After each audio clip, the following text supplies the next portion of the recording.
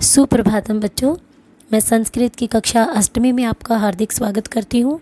जैसा कि मैंने प्रीवियस वीडियो में आपको श्रृगाल कथा एक सियार की कहानी बताई थी कि वो इस प्रकार से नगर की ओर निकल लेता है और धोबी के उसके पीछे गांव के जो नगर के डॉग्स होते हैं, कुत्ते होते हैं, उसके पीछे पड़ जाते हैं और वो भागता हुआ एक धोबी के घर में चला जाता है और वहाँ पर एक नीले रंग का टब रखा होता है और इस प्रकार से उसका रंग बदल जाता है, वो टब में चला जाता है। और जब वो जंगल की तरफ दोबारा से जाता है तो जंगल में सब पशु उसे देखकर पहचानते नहीं हैं और वो अपनी इस चीज़ का फ़ायदा उठाता है और सबको कहता है, अरे पशुओं, तुम मुझे देखकर ऐसे इधर उधर से क्यों भाग रहे हो?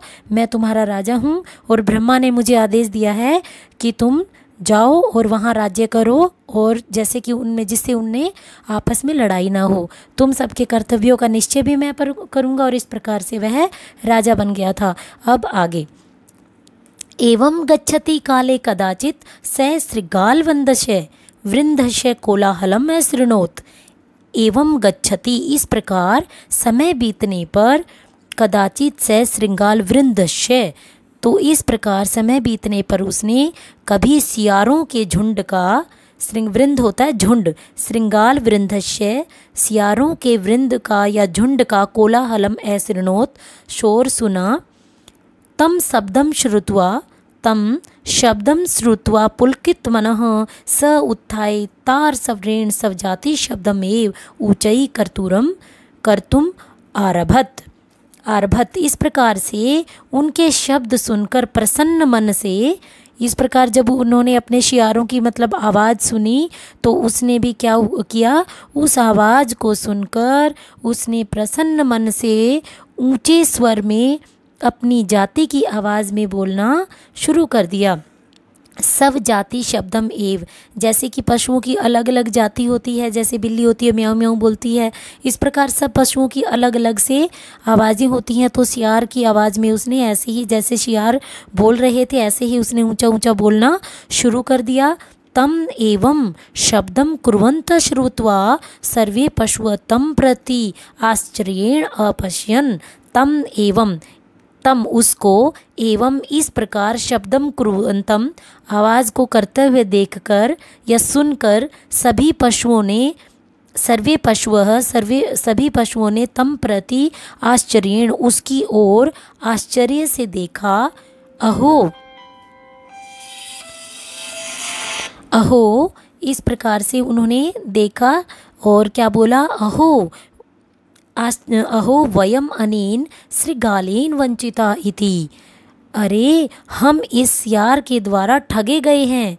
कथित्वा तय खंडशः अकुर्वन्, ऐसा कहकर उसके टुकड़े कर दिए। और सच ही कहा गया है कि सत्यमेव उक्तम, सच ही कहा गया है कि सर्वस्य ही परीक्ष्यन्ते स्वभावा नेत्रे गुणा, सब की परीक्षा स्वभाव के अनुसार करनी चाहिए। अतितः ही गुणान सर्वान स्वभावो मूर्धन्य वर्तते, दूसरे गुणों के अनुसार नहीं, क्योंकि सभी गुणों को सभी गुणों को सब की परीक्षा स्वभाव के अनुसार करनी चाहिए, दूसरे गुणों के अनुसार नहीं, क्योंकि सभी गुणों को छोड़कर स्वभाव सबसे ऊपर रहता है।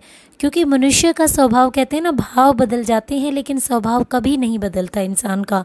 इसलिए इसमें स्वभाव के महत्व को बताया गया है कि कोई भी व्यक्ति हो या कोई भी पशु हो, उसका स्वभाव कभी नहीं बदलता। तो इस कहानी से हमें क्या शिक्षा मिलती है कि धोखा देने वाला व्यक्ति एक ना एक दिन अवश्य पकड़ा जाता है। तो इस प्रकार से ये इस कहानी में रुचिकर बनाने के लिए कहानी को उचित शब्दों का प्रयोग किया गया है। छोटी छोटी कहानियाँ इसी प्रकार से संस्कृत को रुचिकर बनाती हैं और इसमें हमें नैतिक शिक्षा भी मिली है कि सबकी परीक्षा स्वभाव के अनुसार करनी चाहिए। और क्या मिली है कि धोखा देने वाला व्यक्ति एक न एक दिन अवश्य पकड़ा जाता है। धन्यवाद। अब इसके जो अभ्यास कार्य है, शब्द शक्ति हैं, जो वर्ड मीनिंग्स हैं, वो आपको अपनी नोटबुक में नोट डाउन करने हैं। और इसका जो संप्रति लेखनियम अभ्यास कार्य है वो मैं आपको PDF के थ्रू भेज दूंगी। और इससे भी रिलेटेड कोई क्वेरीज हैं तो डाउट क्लियरिंग सेशन में आप मुझसे पूछ सकते हैं। धन्यवाद।